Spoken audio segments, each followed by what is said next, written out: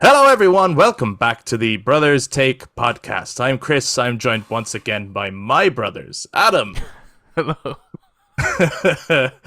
And why are you laughing? I don't know why you're laughing. It's just the way the emphasis The on emphasis, the my. yeah. My brothers. Yeah, as Fucking opposed to Get your fucking own. How many times I have to tell you they're not yours? And also, Eric, who is also my brother. Say hello, Eric. Hello. We are back in the room to talk more video games. This was a fucking weird intro if this is your first time hearing us. You'd be like, these guys are a bit much. But if you're returning, welcome back. In this week's episode, as a kind of a follow-up to last week's episode, we were talking about 2023 in review so far. Talking about all the games that we've played in the year so far. And then towards the end, we started talking about games that are still to come that we are interested in. But in this week's episode, we actually want to put a few games on people's radar, games that are on our own, whether that's a game that is due to come, a game that has been demoed, or a game that's already out that maybe a lot of people have missed or aren't playing. So each of us have a different game that we're going to put on your radar. We're going to talk about why we think this is a game you should play, a game that we each recommend to you. It could be one you're already playing, and if you are, then we'd love to hear from you. But in the case of those that aren't out yet, for example, obviously then you can't have played that. So we'd love to hear if you're also interested in it. And if there's any games that you recommend to us, we'd love to hear from you. So if you're watching this YouTube, jump down in the comments to share your thoughts at any point. And if you enjoyed this discussion, why not give us a thumbs up, hit subscribe, ring that notification bell for all future content. And to those of you who are listeners on audio platforms, you can also touch base on social media, Facebook, Instagram, and TwiXter at The Brothers Take to give your take on games that should be on your radar. But without further ado, let's jump right into it. The name's going to kick off. I just know it. I'm telling you, TwiXter, Eric, 2023. Yeah, I think it should be the official name. Yeah, because X sucks. Just when I see X sucks. Yeah. But Twitter also now doesn't work because it's X. Yeah. So we got to change it. So you said it Twixt on TwiXter. I like it. Adam's so pissed about it. Bring back Twitter. And everything was okay. Even the logo sucks. Oh, the logo is shit. Is this our topic absolute... now? This is actually our topic now. We're actually Never mind games that should be on your radar. Yeah. What should be on your radar is shit social media logos. X is the fucking laziest logo I've ever seen ever. Like it's I think as well on the App Store. Yeah. I don't think I think it's still called Twitter. Yeah, well, people are still saying like tweeting stuff, they just have they changed it? They just heard you and went. They heard you. Change that. They're listening to us right now. Oh my god. Yeah. Well, That's anyway, bad. Yeah. never mind that for the moment. Then Okay.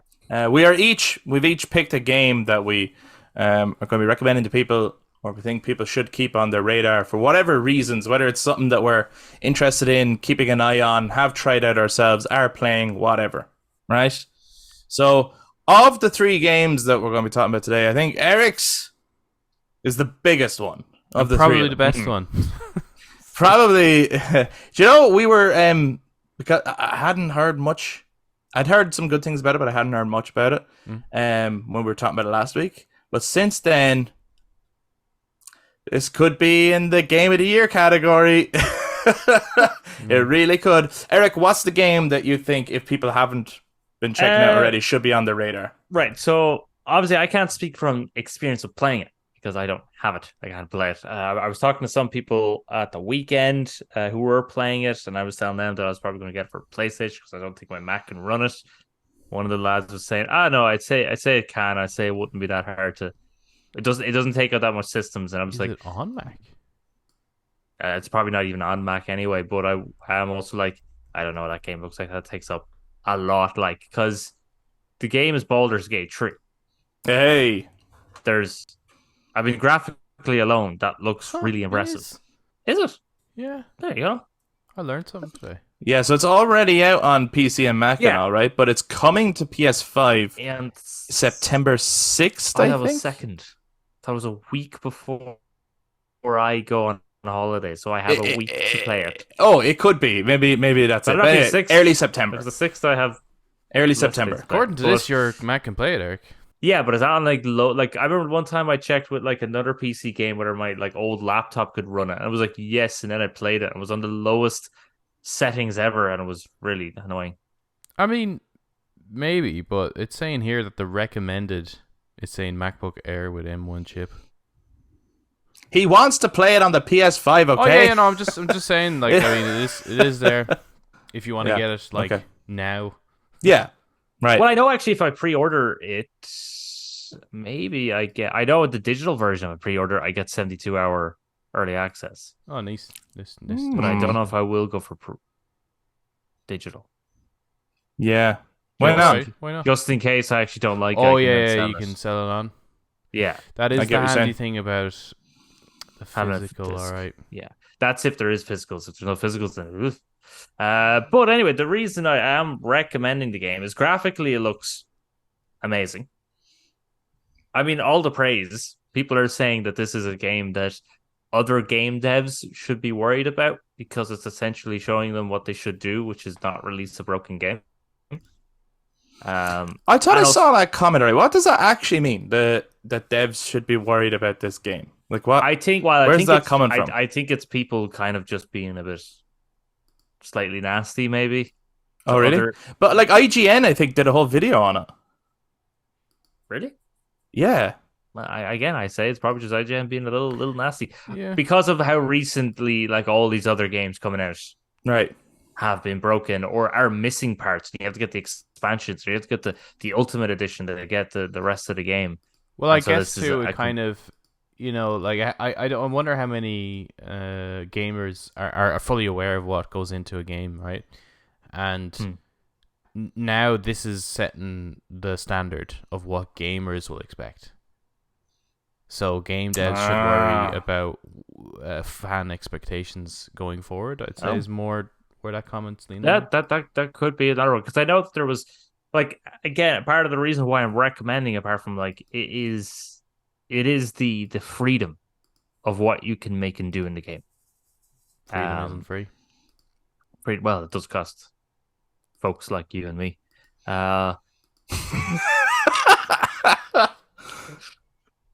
But like there was this moment, like I seen one video of Matt Mercer stacking like 100 cardboard boxes on top of each other, climbing up on top of them all, and then firing like a teleporting arrow just so he can get onto some battlements of a city. I don't know if that's what he was supposed to do, but it was just like there's that level of creative freedom to how to progress through a game, as well as nearly every single person and thing in the world you can interact with, and people can react to what you do or say. I think I sent a video to you guys of like someone was playing, I think it's like a cleric or something, or some healing class, and tried to heal a dwarf and then accidentally snapped the guy's neck. You know, like that was definitely like a critical failure. But there was another one of a tiefling meeting a squirrel and then just kicking the squirrel. Yeah. Seen And then it hit a many rock and clips died. on that, And right? But I was like, what the fuck? There's another one which is there's like a gnome, some goblins tied a gnome to a windmill that's spinning, and you have to try to do something to get the gnome down. And something that a lot of people did was they pulled. There's like, I think there's 2 or 3 levers. They pulled one of the levers, and what happened was the windmill spun faster and just yeeted the gnome like 20, 30 feet to his death. Is it largely a comedy? Yeah, Like, I have no idea. I mean, it's D&D, so it's the comedy comes from fucking up. Right. See, I didn't even know that part, right? So, like, I knew there was a Baldur's Gate 3 coming because we'd seen trailers and stuff before. Yeah. And I could have sworn at one point I started one of the Baldur's Gates on PC. Okay. But I have a very vague memory. And now I think, when I'm looking at any of the footage I've seen of Baldur's Gate 3, I'm like, I can't have been Baldur's Gate. I must be mixing up with a different series because tonally they seem very different. So that's why I'm confused. Is Baldur's Gate 3 after taking the series in a new direction, or is this what Baldur's Gate was always like, or do you know? I have no idea.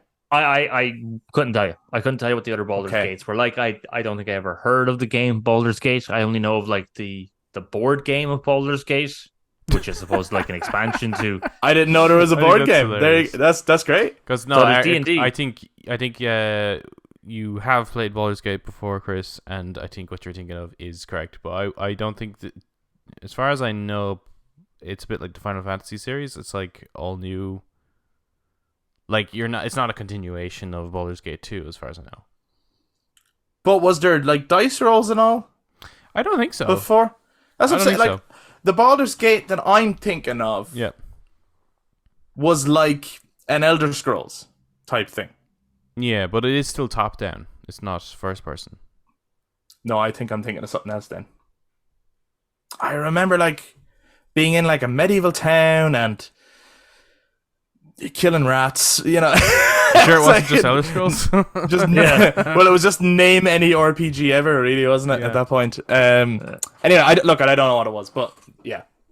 But yeah, that's part of why I would recommend it, because even if you're not big into, let's say, RPGs, it's the freedom. Well, actually, no, the game would not be for you if you were not big in RPGs. That's the whole fucking thing. But it's just so much freedom in what you can make and do and how you can play. So it's a very sandbox game. So I suppose if you're looking for something that's you can dump a lot of hours into and you just got a lot of time to kill and you want to have that freedom of sort of doing whatever you want, kind of like GTA, I suppose.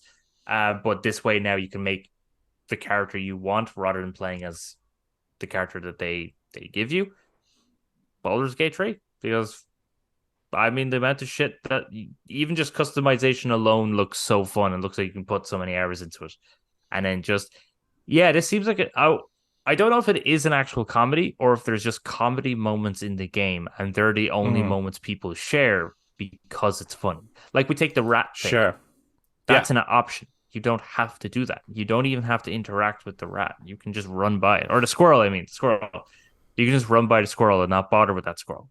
Right. But then someone might go up and then they click an option and then they kick the squirrel and the squirrel hits a rock and dies. But that's only one of other options. So when people were sharing that clip, was it more so to like highlight the level of possible interactivity in the game? Is that this random animal on the ground that you could have not even seen, but if you stop and interact with it, there's actually possible interactions? Yeah, Like, because was if it you're more? if you're like, let's say you're playing as a druid and you have the ability to spell animal speak or speak with animals, you could probably speak to that squirrel. But if you don't have it, then you can't speak with the squirrel, but you can probably do other things. Holy shit! How many classes are there now? There is all the basic ones. I think the only ones missing would be Artificer and Blood Hunter. But Blood Hunter is specific to Critical Role, so that's never going to be in official D&D stuff. And Artificer, they probably left that out so they don't have to deal with like guns and machines and stuff. But I don't know how many classes are in Dungeons and Dragons. All so of them, like Chris. all of them are not. Like all of them except I wouldn't know Artificer, what to expect. Like, is there like 10, 20? No, there wouldn't be 20. Like, yeah, because Okay, that would be a so- lot. So from what I can gather, okay, in Baldur's Gate, so you have your races, your several races, whatever amount there is, and Yeah. I think nearly each race has at least one subclass or sub-race. Mm-hmm. Okay, so that's now the depth of customization there, plus customizing what they look like. And then you go on to the classes, and there is I'm gonna no, I think there's 9 to 11 maybe classes, Okay. and each one having definitely at least one subclass. Wow. Yeah. Okay. There's Yeah. a lot. There's a lot. There's a lot to just the customization part alone. This game could be for a new generation, or for some people, this could be like their Skyrim, right? Could be. This could be just you stream this for years. Yeah, this could be enough to get you through this generation, really. The only thing is, like, Fucking hell. I am very interested in it, but I'd be kind of, because Steam has some wicked sales, it won't be long before this becomes Well, it goes down. Well, down in price. like it does. I think it did. Blue words. It has couch co-op. Yeah. So I was just. If I That get sounds really cool. if I get it, we can just play it, and then you can decide there and then do you actually want it or not. Is there also And then online co-op? There is, yeah. I think Yeah. there's So that would be cross-platform. the other thing, though, Eric. Is that like okay? So Yeah, because you'd want to be a party together, right? right. Yeah. You'd want to get on the same platform. No, I think there's. I will look into it. I think there's cross. If there's cross-platform, it has to be console only. I'd be very surprised if you could play with PC and Mac players. Well, if I thought that I heard somewhere today, might have been the Kind of Funny Games cast, because I throw them on in the background every so often when I'm like cleaning up and stuff. Mm-hmm. And I thought I'd heard that if you set up is it Larian is the name of the studio or something? Yeah. Actually, my friend Right. Dom works with them now. Hey, Yeah. shout out, Dom! Yeah, Congratulations. good job, Dom. That's cool. Dom, I've got a sick game idea I got to pitch to you. It's the RPG that's going to change the world. Anyway, I'll talk to you later. No, yeah, I thought I heard earlier that if there's like the option to set up a Larian account, right? Mm. And your save file and your character and everything can be saved onto that. And And then so transfer over. you could transfer over. And if they're able to do that, there is the possibility of crossplay. Not really. That's two different. That was two different things, really. Why don't we ask the internet? Yeah. Yeah. Okay, we'll have to ask the internet because that would obviously define what to get this game. And then we on. won't. Well, just because then we won't be given like false information. Yeah. You know. Either way, it definitely is now out on PC and Mac, and Yeah. is coming to console, depending on your preference of how you want to play the game. But what I saw is it's coming to PS5. Is it not coming to Xbox? There's don't know about no that. cross-play in Baldur's Gate 3. There we go. I there was isn't. totally and utterly wrong. I do apologize. I have false information. You know what? Everything I just said was wrong. Well, if I were to get it personally as a console player, I would be getting on the PS5. And there's no way in hell I'm going to play it on the Mac. Not a hope. On this Yeah. fucking touchpad. No way am I. I ain't no way. Yeah, because I feel No. like I'd be Yeah, buying you the can get- game and then I'd have to buy more accessories to play. I would definitely, yeah, no way. And no also way, this screen is too small. Yeah, I agree, Eric. Wow. And then if I plug it into the TV in my room Yeah, to sit on yeah. the couch, it's like I might as well just get it for console. Yeah, I agree. I'm getting a console. I didn't say I'm getting it actually. Hold on. Yeah, you'd play the game But first. And if we'll I was see- to get it, I'd get it on console personally. The collector's edition looks really cool. What's in the collector's edition? Well, there's a statue of a mind flayer. Fuck. Don't yeah. say that to me. I'll just end up getting the collector's edition. Yeah, fuck yeah. Have a look at Eric, why aren't you getting the collector's edition? Is it Yeah, expensive? how There's much the that collector's edition PlayStation much? 5. Wow. How much is it? Very expensive. 260. Oh, 260. How sick is the Mind Flayer statue though? Well, it looks really cool. I just sent in an the image in the picture, group chat, we'll but, look at it later. Yeah, Yeah, I know. Hard to know in Sometimes person, that's isn't you know. Hmm. Yeah, it is. time to look at That's some the only thing YouTube with those. unboxings, I think.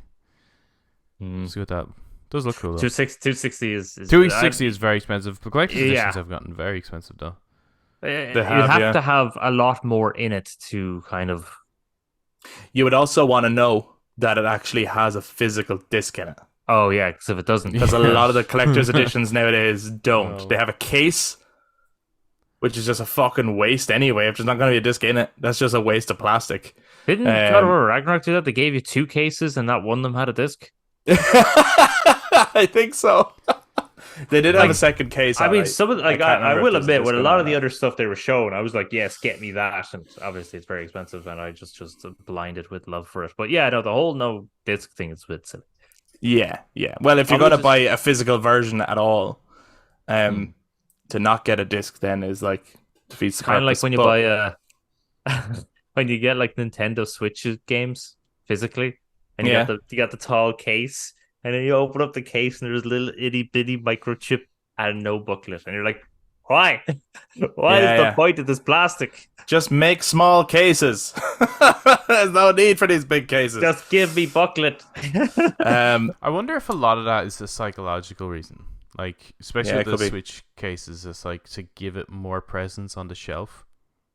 Probably, yeah. Well, yeah, I mean, it would look very anticlimactic otherwise, doesn't it? Hmm.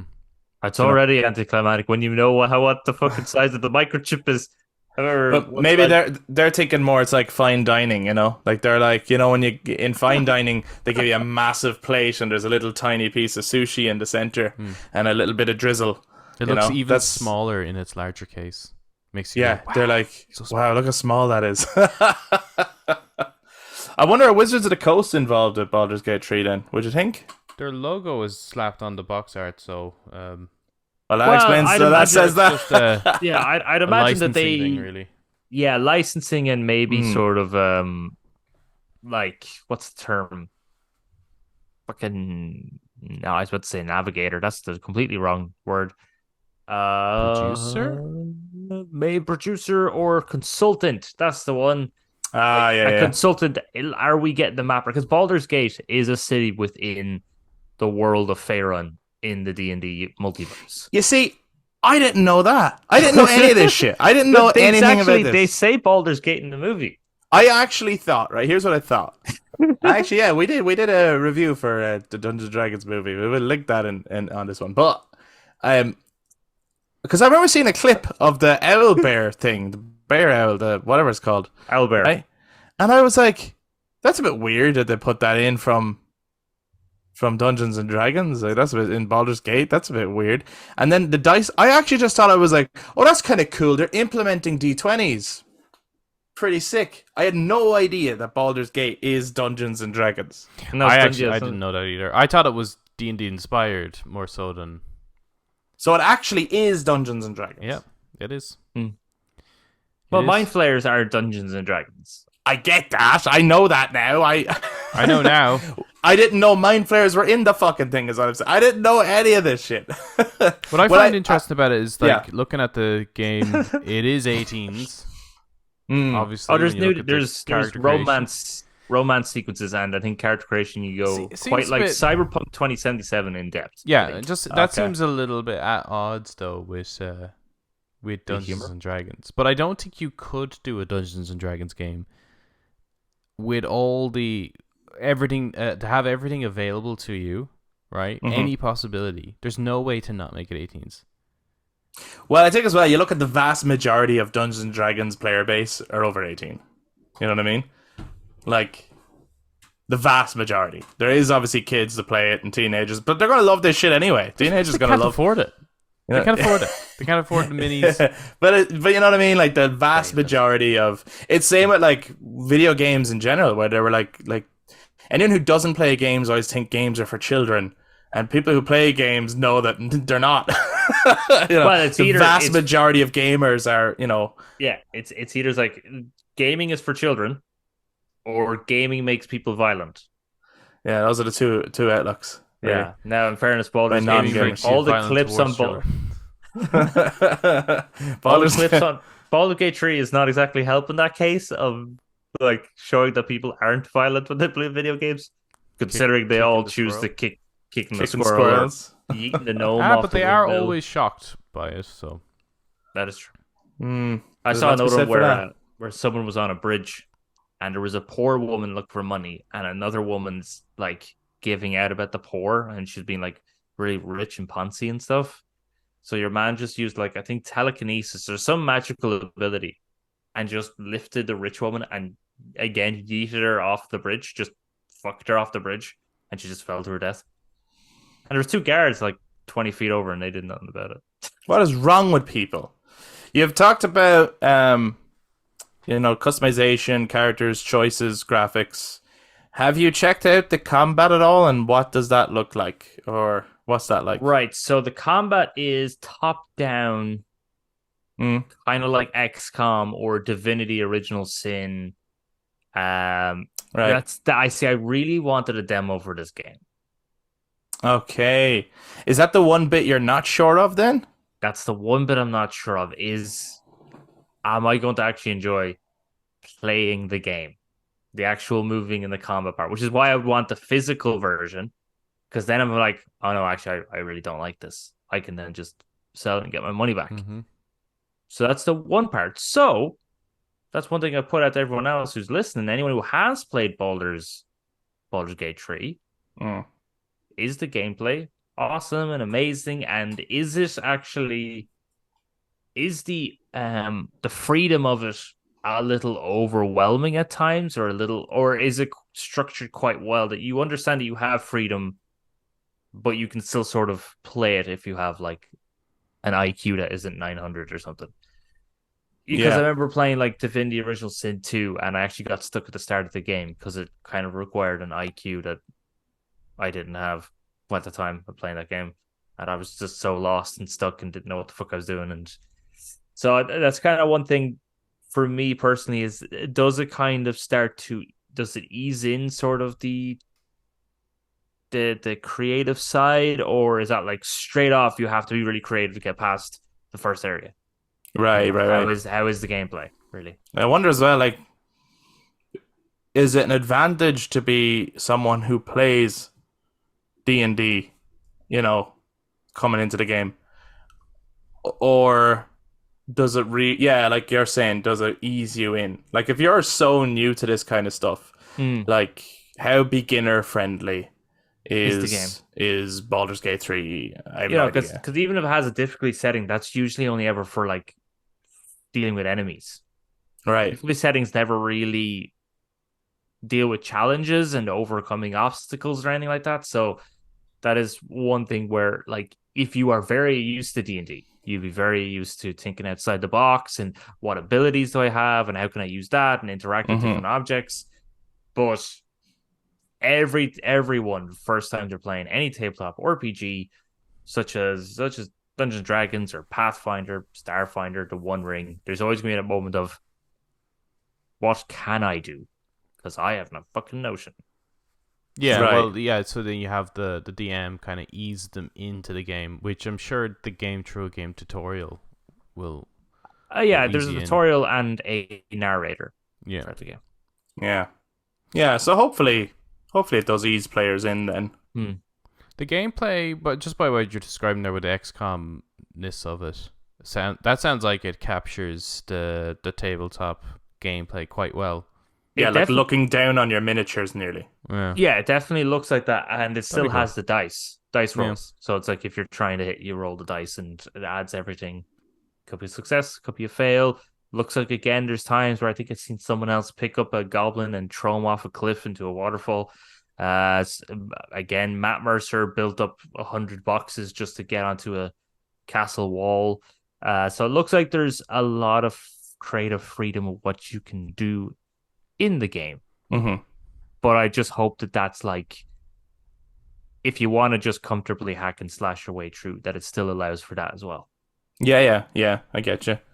It sounds as well like a great way for people who want to play Dungeons and Dragons, but like it can be really hard to get, say you have a party, it's very hard to schedule getting everyone actually together, and then to do like a lengthy campaign or session or whatever like that. And so, like, if you have the opportunity to play it where the game is your DM and it's like you just have to throw it on, and it's like, oh, I have an hour to spare, I'm going to do an hour of D&D. You would never get people together for just an hour of D&D because that's not enough time when you're getting people together. But if it's a case of just throwing on the game, like, so that's pretty cool. Also, it helps to kind of feed that, because like when you play D&D or the One Ring and even like Warhammer 40k or something, Adam can attest to this. He can agree with this, that you kind of get that little sort of like, oh, I want to play again. Like, you play it one day and then like the next day you're like, I want to play it again. Oh, I want to play it again. Try something different. Yeah, you just kind of want to keep going. So at least with that, you can kind of like, you can have a session with your friends, and then when you get that little itch, you can throw on the game and kind of go, yay. Yeah. Do you already know, if you are getting it right, do you already know what class or species you're going to go for? Or have you already kind of decided that? Two characters I'm thinking of going for. They're two characters I had made previously. Yeah. in D&D. One of them, I think, was the first character I ever made with a group of friends who actually Dom, who I just mentioned slightly earlier, Go on, Tom. he was GMing for us. All right. So that was a tiefling warlock called Rune, who was supposed to be like a mixture between like in design, kind of like Hellboy, but in personality like Kratos. Oh yeah. Yeah. That was, That sounds cool. Yeah. Yeah. and then the other character is a human rogue called Galen Cass, who I was playing when Clara was GMing for, who's another friend of Dom's and friend of mine and Chris's. And she was GMing for us. And she's not a friend of Adam's, though. No, No. She fucking hates that guy. So between those two.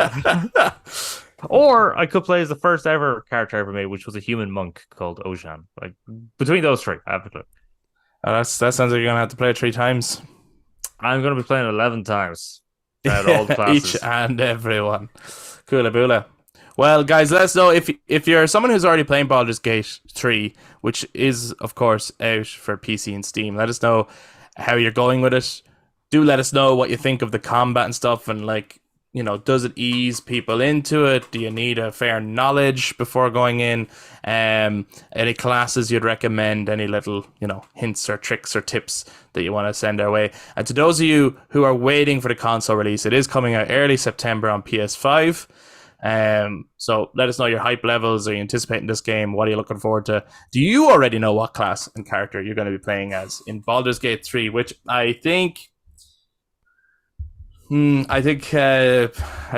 of the Kingdom might finally have a possible piece of competition this year. Might finally. Just based on the conversations that are going around and the Metacritic score, which I believe is higher than Tears of the Kingdom. If not the same as, I think it got a 97. That's fucking high. Wow. That's really high. That's pretty high. Yeah.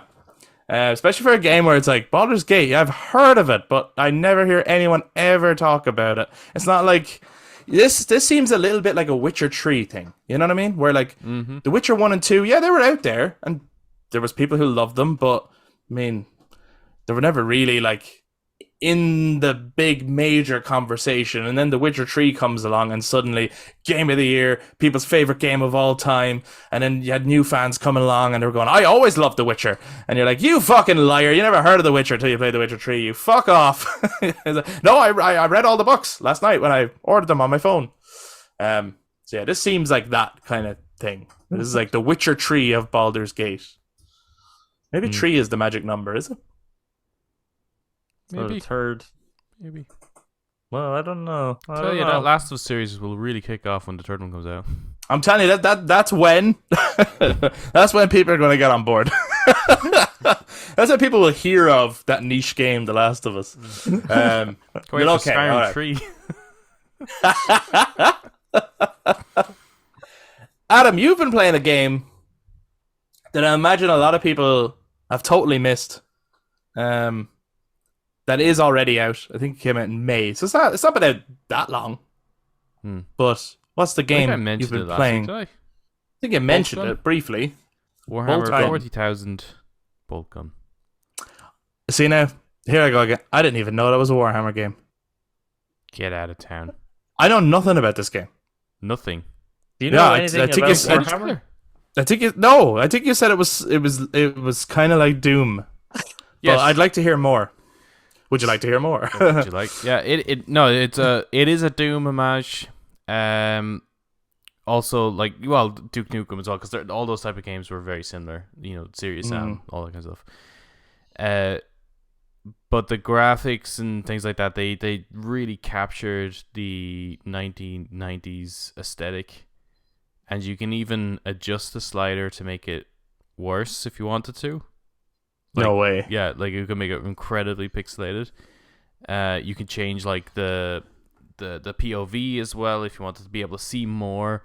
But the thing is, like, the game doesn't play like an old school. Like, it kind of does. Like, it has the feeling of an old school game, but it's a lot smoother. It's a lot more responsive. So it's obviously a modern title.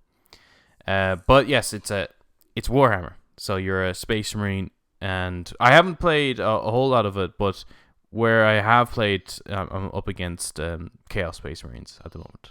Chaos Cultists, Demons, and Space Marines.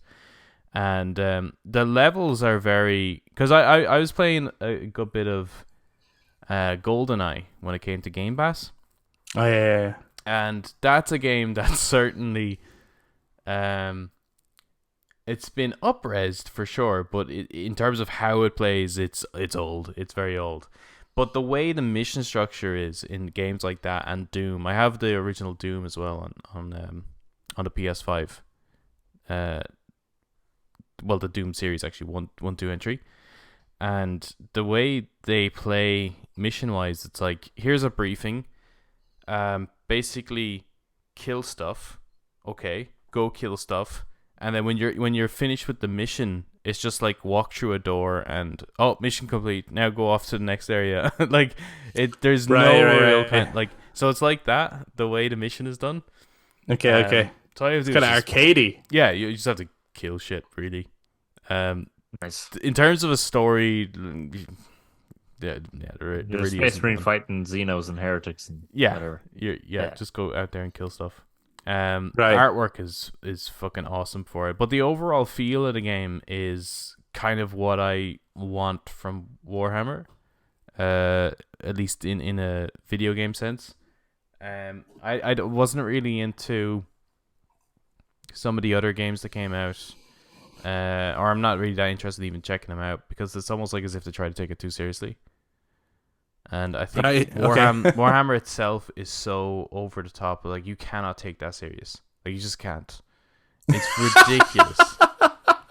But some people do, Adam. But some people do. And they can, if they really want. No, they can't. It's supposed to be ridiculous and over the top. Right. Like, that's kind of the whole point of it. And this just captures that beautifully.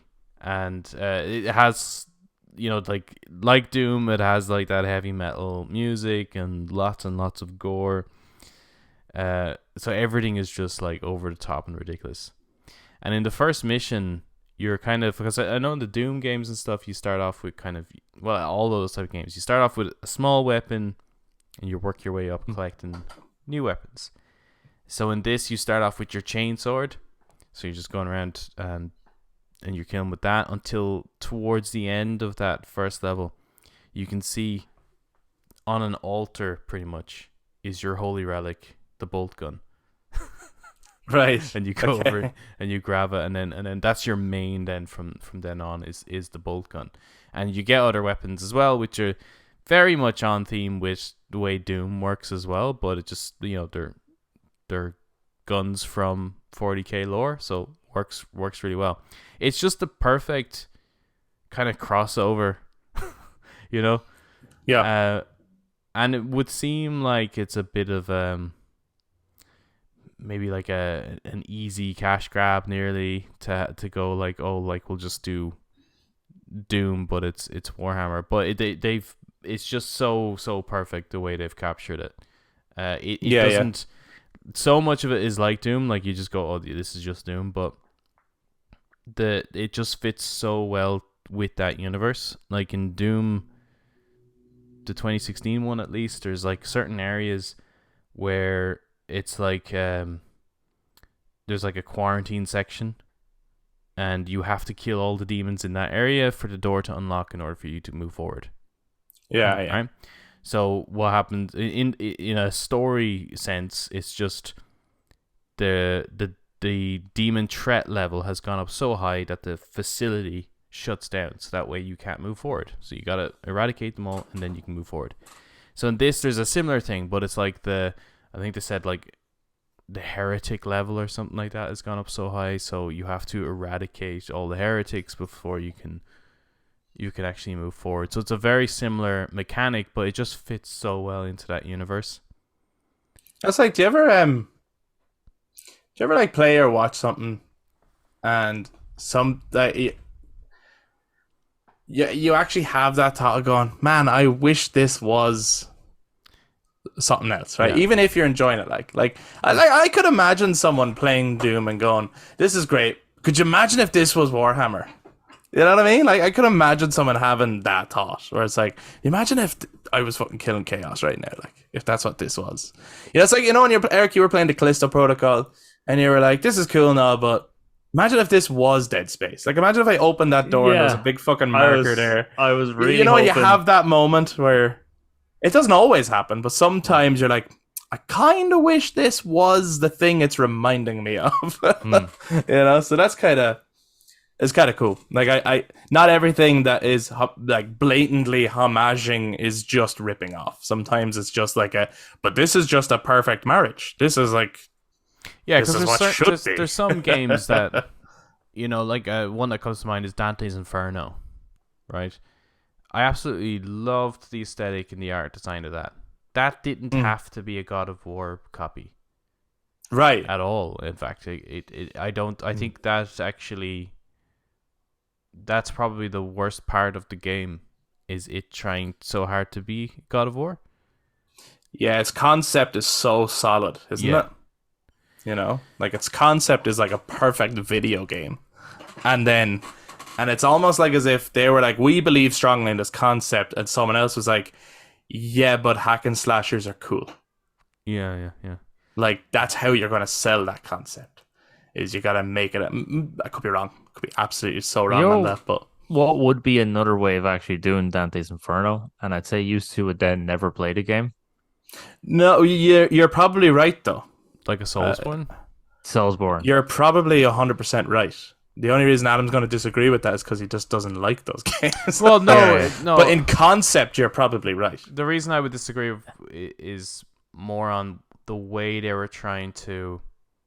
I'm not saying for that game. I'm just saying another way of doing the story. If they did it, try to do another game of. If you wanted it to be more horror, and like Dante, you're playing as like this is a challenge to get through hell, but that wasn't the Dante they were trying to sell. No. It was a very badass. I'll kill you. However, I do think you could set a pretty cool Soulsborne style game in the Warhammer 40k universe. Yeah, you could do that too. Yeah. Absolutely. So what's Boltgun available on? I think you can get it on everything, actually. I don't think it's on Mac, but you can get it on PC, PlayStation, Xbox, and Switch. And I think you get the two. Like, if you get I got on the PS5, which gives you the PS5 and PS4 version. Obviously on Xbox, it's just all the one version anyway, so no worries there. I got it on sale, so it was absolutely worth the price. But even the price that it's at, I think it's like just over 20 quid, maybe 25 quid. Like, that's the max. It's got to be price. a smaller game then, right? Like, we're not imagining it's a full length. What I mean by full length nowadays, like, it's not going to be a fucking 30-hour game or anything. It's definitely not a 30-hour game. I'd say probably a 10-hour experience. Yeah, cool, which is perfect. Like, yeah, you know what? You wouldn't want it to be. We need more of those as well, though. Like, I love big games, but I also sometimes you're just craving an experience that you can just kind of sometimes you need get through. You need, like, unfortunately this year is not one of them, but you kind of need the big game. Like, you need like 2 or 3 a year. And everything else needs to be a bit smaller. Yeah, like 15-hour max, like, you know what I mean? 10 hours is a sweet spot for that. Are you just fighting? Is it just chaos in the game, or is there other? Well, I'm not far enough to know what else is in it, but so far I've gone from fighting, like, there's chaos cultists is what you start off fighting, which is really, really cool, because some of them I recognize. I actually have the miniatures, so they used the actual, not just the design of them, like they must have scanned them in and used that as the artwork for them, but the exact poses as well. Like, they have managed to capture, because they're like just 2D characters, they have very limited animations, and some of them will go into the actual pose that the miniature is in. And so do the graphics look like old school Doom? Yeah. Like, is it? Yeah. Like, so when you squares and stuff? Yeah, so when you kill something, they end up as like a corpse, right? And it's just a flat drawing that, as you move around, it rotates. But it's obviously 2D. You can see it as 2-dimensional. Okay. So they've really captured that 90s gaming like perfectly. But then there's other Brilliant. things where you're like, oh, my Boltgun is obviously a 3D model with just pixelation graphics put over it. Right, right. So Yeah. there's a lot of that happening too. Same with the environment and the way lighting works. It's like it's like I love shit like this because there's so many other games like Octopath Traveler and things like that which capture the aesthetics of the old games, but these old games just would not have existed all them years ago because there's advanced whether it's lighting techniques, shadowing, frame rate, all these really, really advanced techniques that are just enhancing this like old aesthetic. Yeah. Yeah. Like it's the equivalent of if a director today decides to shoot in black and white. It's not the same technology, like at all. It's way better than it ever was, but it's just that the artistic reasoning for black and white is what enhances the experience. Yeah, it's like what's that director's name? But The Lighthouse, Yeah. It was, and if you look at even a clip of The Lighthouse, it's so deliberately designed to look like this was made a long time ago, but yet there's a modern feel to it as well. There's a skill in doing that, I think. Like it wouldn't be easy. It's not a simple thing to do, but yeah, it's cool. And you can always change it up too. So if you find that the pixelation is just too much, you can increase or decrease the amount of pixelation so it becomes a little bit more modern, I guess. Or if you want it to look really dog shit, you can drop it all the way down and make it look like you're playing on a Nokia. Nice. Fucking excellent. I love it. So who would you recommend Boltgun to other than the obvious, which would be fans of Doom, I suppose? Well, Warhammer fans, absolutely. Like, if you're into Warhammer, and you don't even have to be, like, well into it. You just, like, need to have a very small understanding of that universe, and you'll get a blast out of it. And because it's not that expensive either, and I'm sure it'll go on sale again, because it only came out in May and was on sale. Right. So it'll go on sale again, and I highly recommend picking it up then. If you're a fan, if you're looking for the Doom style experience, that's hard to recommend because you could just play Doom. No, I know, but if you've played Doom Eternal, or maybe you've gone back and played the old Doom games, like there's not many other games like it though. Like, do you know what I mean? Like if someone's like, oh, I'm a big fan of Resident Evil 4, it's like, well, lucky for you, I've got loads of games to recommend to you. Starting with Dead Space, or there's other games that play like it but that are new experiences. So that's what I meant by, like, would Doom fans get a kick out of this? I mean, they might. The gameplay wise, it is so similar. I think you do need to have one foot into the Warhammer universe to get a lot of enjoyment out of this. Okay. But also, if you're the type of player who likes just like the ridiculousness, like Broforce, just like the over the top, right? Like there's which is another great game that should be on your radar if you've never played it. Go look for Broforce. That's unreal. Just because of the way the music is and the way they treat the whole thing, which is it's lore accurate, obviously. It's like the Boltgun being this holy relic that they worship and then provide to their angel of death, to send down to this planet to eradicate the heretics. Like, already that's a ridiculous sentence. Right. But that's what this but game also is. Fucking badass. Yeah, also fucking badass. That's what I mean. Like, you can't take Warhammer that seriously. Like, but. Okay, I've got one last question about it. As someone who has a minor knowledge of Warhammer, and that is because I know you have secondary weapons. The bolt gun is the main gun, obviously. Like, are there melee weapons though? Like the chainsaw sword? Is that in it? The chainsword is what you start with. Fuck yeah! That's all I want to know. Yeah, I love chainsaw weapons in games. Are you kidding me? And the way that works is it's not It took me like a few minutes really to kind of like understand how that's working, because I was expecting, like any other melee weapon in a first-person shooter game, is like you just press the melee button and he'll slash with it. But that's not what he does here. He kind of holds it like at the ready, and he revs it. All right, so you're just holding the button down to rev it up, and then you'll see the enemy will kind of highlight, and that's when you let go, because when they highlight, it means that you're in range and ready to attack. When you let go, then he'll chain them down the middle, and they will split into two, basically. Nice. Well, if that sounds like your cup of tea, guys, make sure to check out Boltgun, available on everything except the Mac. Don't game on your Mac, like. It can handle it. Why not? Nah, if you're a fan of Warhammer, check out Boltgun, and let us know if you've already been playing it, what you think of it as well. So the game I would like to put on people's radar is similar to what you were saying, Adam, in terms of and you mentioned Octopath Traveler 2, and well, the first one as well. A game that goes for is clearly calling back to older aesthetics, but if you go back and play a game in the era that it's calling back to, it wouldn't look as good as this particular game. And that is Sea of Stars, which is very clearly a callback to classic JRPG games of the 90s. So in the game, and there's a demo available for it. The game is actually releasing very early September as well. Oh no, late August 29th, I believe. So it's releasing really soon. And it's coming to Xbox, PlayStation, PC, I believe, and Switch. So it's going to be available everywhere.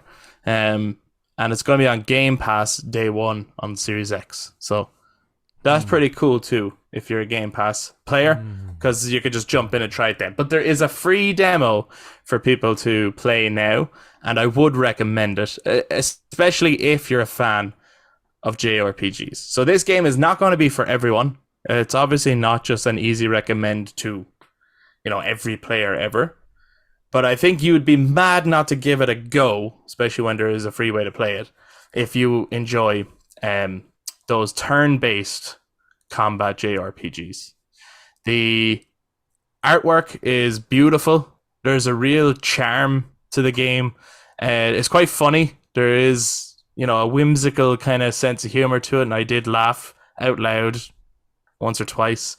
In that sense, it reminds me a bit of Final Fantasy IX, I think. This isn't like a Final Fantasy VII. You know what I mean? Mm-hmm. Final Fantasy VII is got plenty of whimsical, weird shit in it, but when it opens up, it's dark and gloomy, and the world is ending, and nihilism, and environmentalism, and really dark chimes and horrible shit, right? This is way more charming than that, and there's comedy, and it's got real heart to it, but the fucking animation is gorgeous. Even just the way there's like a boss fight you get to do at the end of the demo, and just the way that boss moves reminded me a little bit of, because your characters are kind of relatively still apart from when they're attacking, but the way the animation was moving reminded me of like Cuphead kind of a thing. Oh, okay. You look at Cuphead, and just the way the drawn animations are moving, you're just like, wow, like it just looks incredible. And this particular boss fight reminded me of something out of that, which I think could be a slight inspiration too. The music. I mean, JRPGs have to have good music, or you just don't get sucked into them, right? And most of them do, to be fair. Most JRPGs, their biggest strength nearly is the music. Because you'll be walking around some town, nobody's talking, you're reading text boxes, but the music is sticking in your head. And I've only played a demo, but the music in this game is fucking amazing. And the battle theme is like an 80s fucking theme. It's just fucking cool. But there's also like really great ways of like keeping so even though it is turn-based, they've also found really clever ways of keeping the combat kind of dynamic. So like there's a couple of moves you can, for example, one of the characters, she has sort of like lunar powers, right? So the two main protagonists, one kind of represents the moon and one represents the sun kind of thing. So he has more kind of fire powers and stuff. But one of her abilities is she could throw what's called a moonerang, which is like a crescent shape. And she throws it, And you have to be ready to, if you tap X when it like comes back to you, it'll go and hit another enemy and it'll come back to you and you can do it again, but it gets faster. And so you have to be kind of concentrating and in time with it. And if you miss it, it just cancels out and you didn't get as much damage. But if you can keep up with it, you get loads and loads of hits out of just one attack. You know? There's also like very light platforming. There's not like platforming because it's a JRPG, but there is a little bit of like you can jump on things and climb things, and there's a little bit of puzzle solving to do as well. There was a dungeon towards the end of the demo that I had to do, and there was a little bit of navigating and trying to figure out how does this room work. Each room had a different kind of rule set, but you were collecting certain things in order to open a final doorway. Once the demo ended, I wanted it to keep going. Oh, wow, okay. Which for me was a real sign. Like, I wanted to keep playing the game, right? There's also like little hidden secrets that are pretty cool.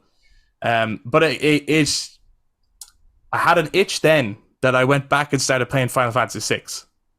You know what I mean? I had an itch for that style of game. And I'm definitely going to be playing this game day one. Now, I'm not saying that I'm going to love it or that I'll even finish it. I liked the demo. Yeah. But I do think it's worth checking out if you are a fan of JRPGs.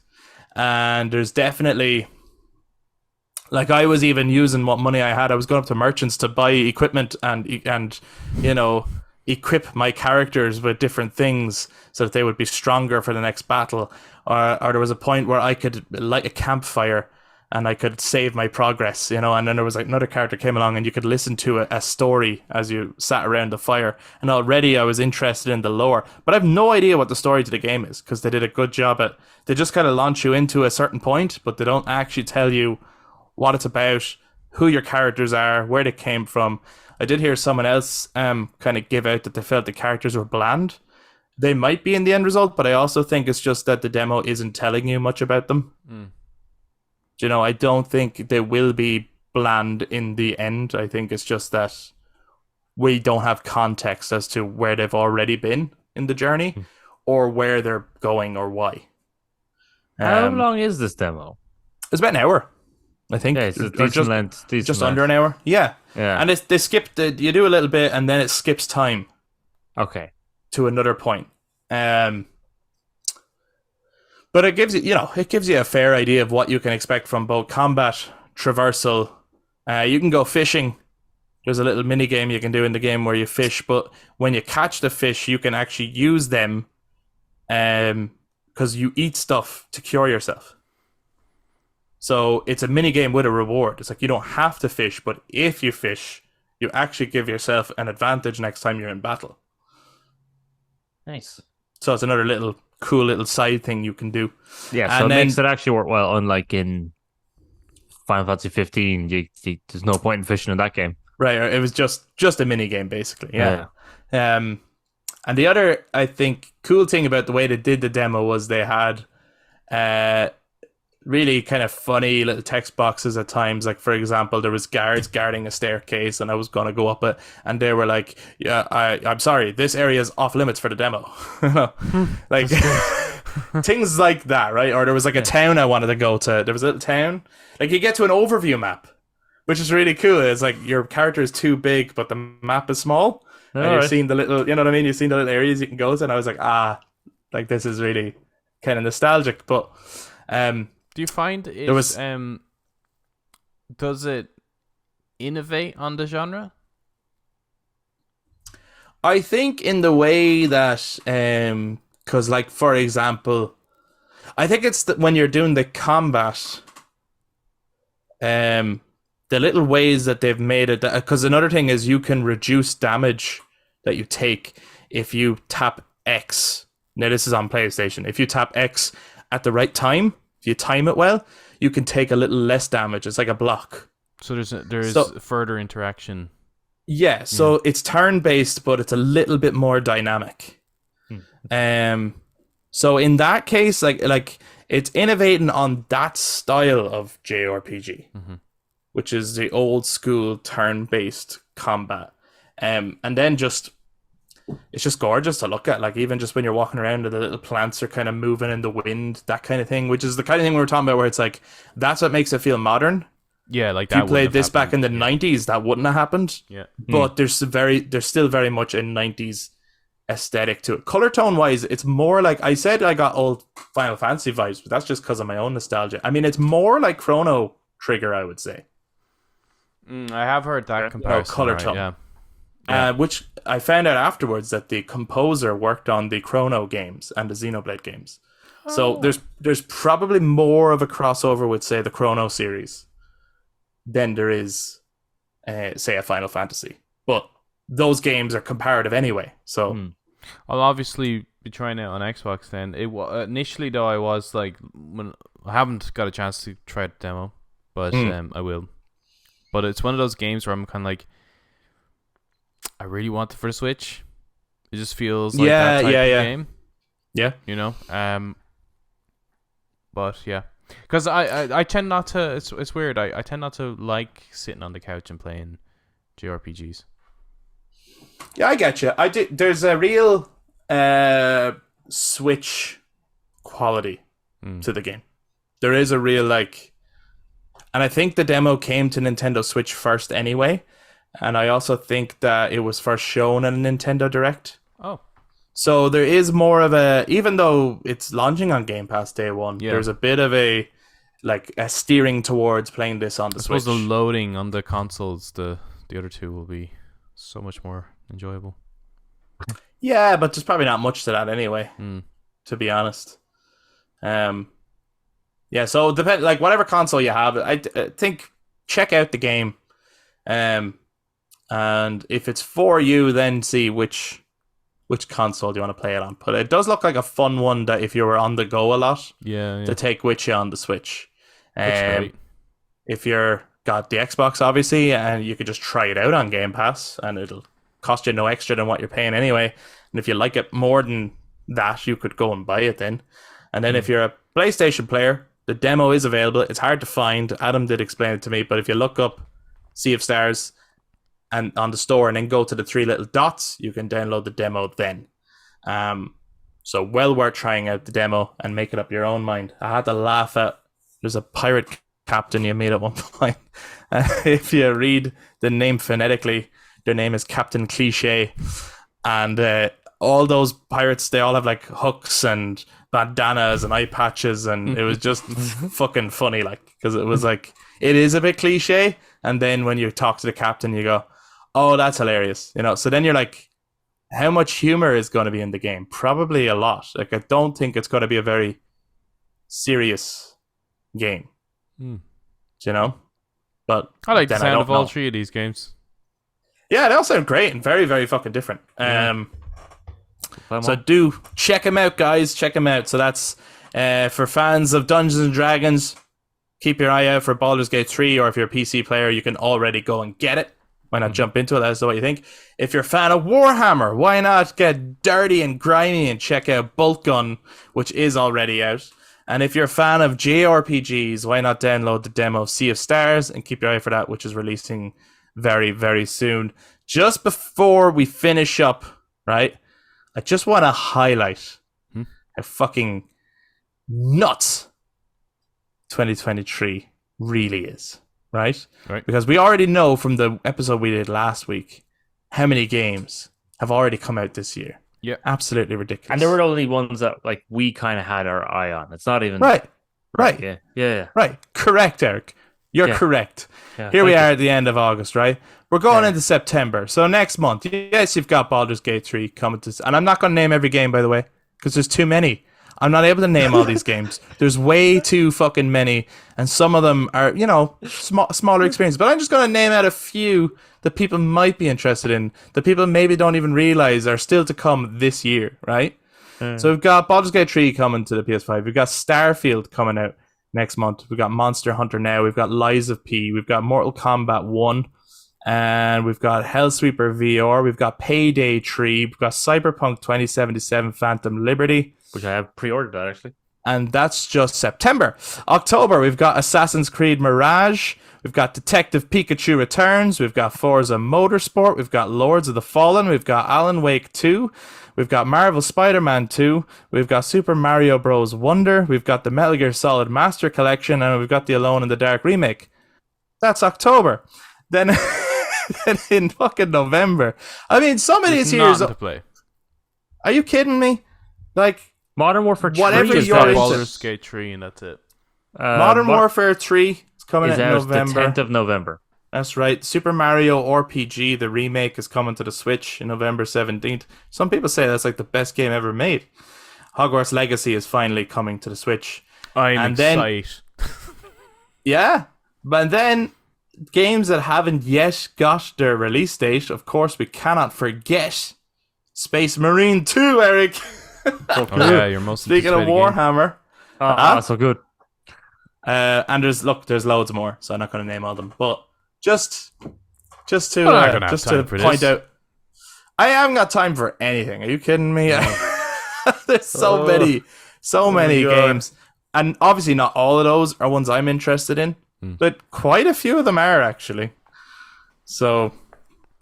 Yeah, so let us know what games are on your radar and which of those games should be on our radar if you've been following them, and which games maybe that I didn't mention at all should be on our radar. Maybe there's ones that have totally slipped, under our radar that you're like, you need to pay attention to this game. Bah, send it our way. I would never have heard of Sea of Stars if Adam hadn't pointed out to me, for example. So that's the good thing about this kind of thing where you start pointing games out to people. Go, have you heard of this?